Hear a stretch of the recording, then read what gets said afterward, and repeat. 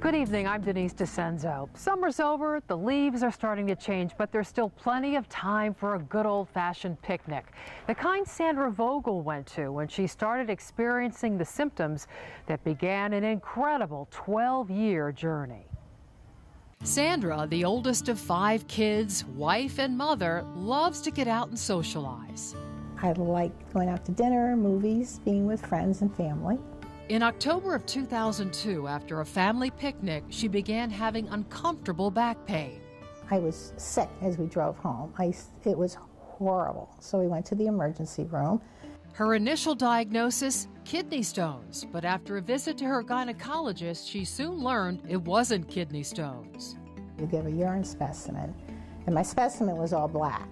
After some tests, Sandra's urologist, a doctor specializing in the urinary tract, referred her to Dr. Stephen Schickman, medical director at the Tallwood Urology and Kidney Institute at Hartford Hospital.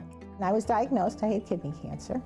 Sandra's cancer, transitional cell carcinoma, occurs in the lining of the kidney. It's about 15% of all kidney cancers and can be aggressive. She would need surgery immediately. I was very depressed. I mean, cancer, we had cancer in our family. In the type of cancer that Sandra had, that has a very high likelihood of recurring in the remaining tube, the remaining portion of the ureter, so the entire ureter needs to be taken out with the entire kidney. At this point, you may be wondering, how do you live without a kidney? And what's a ureter? Kidneys filter impurities out of the blood. Our blood circulates through the kidneys, and the impurities and excess fluid is taken out of the blood, and that urine is produced and goes down from the kidneys down the ureters and flows into the bladder, and this bladder is basically a reservoir. And when it fills up, we empty our bladders. Fortunately, we're given 2 kidneys, so we kind of have a spare. Sandra immediately had a procedure called a nephroRedirectomy, where Dr. Schickman used minimally invasive laparoscopy to remove the cancerous kidney and ureter, similar to what you see here. Her surgery was a success. There was no evidence that it had spread through her body or even locally, so she had an excellent prognosis. But for Sandra, the journey was not over. She had regular visits to her doctor to be sure the cancer didn't come back. If she remained cancer-free for 5 years, it was likely she was cured. So patients with that type of cancer are at risk for getting a recurrence within their bladder, and in approximately 5% of times, or 5% of cases, they can get a recurrence in the other kidney. Well, we had made the 5-year period, but things didn't turn out so well as we went into sort of the 6th year. Cancer was discovered in Sandra's bladder, and it had spread to her remaining kidney and ureter. Besides having her left kidney and ureter out, she needed to have her bladder removed as well. And that's a much more involved operation. Well, I mean, I was going to live, but you end up on like a dialysis. Dr. Schickman would again operate laparoscopically, joined by Dr. Joseph Wagner, a urologic oncologist and director of robotic surgery at Hartford Hospital. He'll first mobilize the kidney, detach it from all its attachments so that the ureter is going down to the bladder, and then he just puts it down into the pelvis and leaves it there for me. And then I go in robotically, remove the bladder, any associated organs, depending on whether or not it's a male or female, and then remove the lymph nodes in the area as well. Because the surgery was minimally invasive, meaning no large open incisions, Sandra would recover more quickly. Her bigger challenge would be living without any urinary system. Dr. Jeffrey Lout, a nephrologist or kidney doctor, joined the team to prepare Sandra for the transition to living on dialysis, the therapy used to replace kidney function. Blood is taken out of a patient, passed through a filter, bathed or cleansed, and that blood is returned to the patient in a pure form. After a successful surgery, Sandra immediately began dialysis.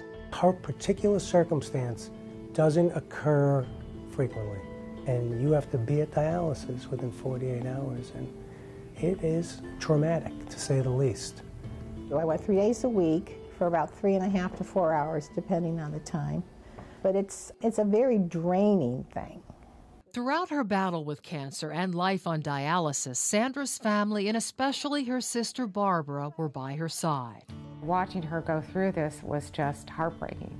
Barbara had plans to get Sandra off of dialysis. She would give her one of her own kidneys. And I knew from day one there was something I wanted to do for her. Barbara was already a patient of Dr. Schickman for a genetic defect she had in her right kidney. The ideal solution was to use that kidney but repair it at the time of removal and then place that in Sandra. 9 years after her initial cancer diagnosis, Sandra and Barbara visited Dr. Schickman to discuss a transplant. Dr. Schickman agreed Sandra was ready and immediately ordered a series of tests to determine if Barbara was a compatible donor. Next day I got a call saying that you're actually an exact match. It was very exciting. It really was. With a transplant scheduled, Dr. Anoop Morani joined the growing team of surgeons caring for Sandra. Because she no longer had a bladder or urethra, he would build a new drainage path for urine in a procedure called a urostomy. We disconnect 15 centimeters of small intestine.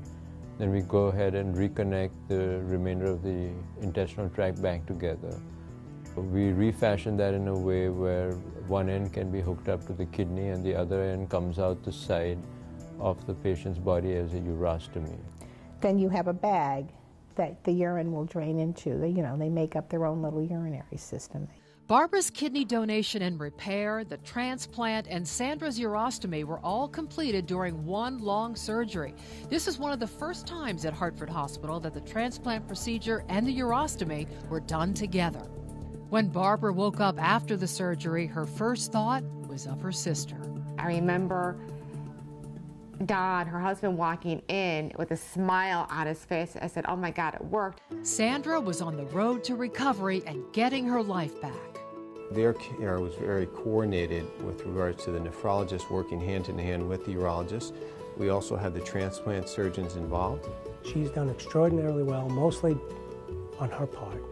But we were all there. All these pieces were there to complete the puzzle and have the outcome that she's had. Now, after a long 12 years, Sandra is cancer-free and recently returned from a family cruise in the Mediterranean. It's been an amazing journey for you, Sandra, to reclaim your health. How are you doing now? Fine, really. Honestly, it takes you a while to realize how much freedom you really do have. You get your life back. Is there anything you'd like to say to the team of doctors who made all of this possible? Well, we always say thank you. They were just wonderful.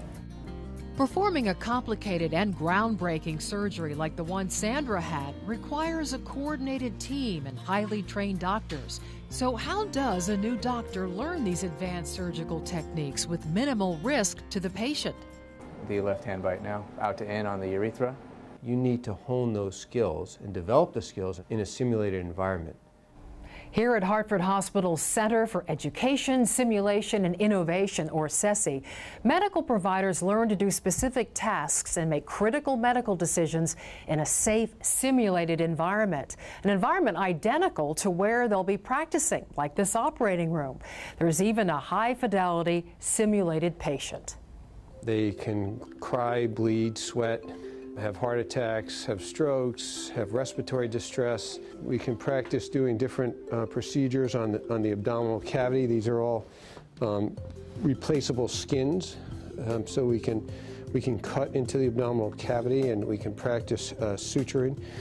Doctors also learn to operate robotically with monitors and controls that replicate what they'd see, feel, and do in an actual surgery, giving a performance score after the practice session. So we'll keep working on the time. By the time you're in the OR, you'll be up to speed. There are now only 12 centers in the country that have the capacity to do what we do in terms of robotic surgical training. There are very few centers in the country that have the experience we have with regard to simulation training. This is about as advanced as you can get in medicine right now. And just this year, CESI announced a partnership with Memorial Sloan Kettering to train all of its surgical fellows in minimally invasive surgery.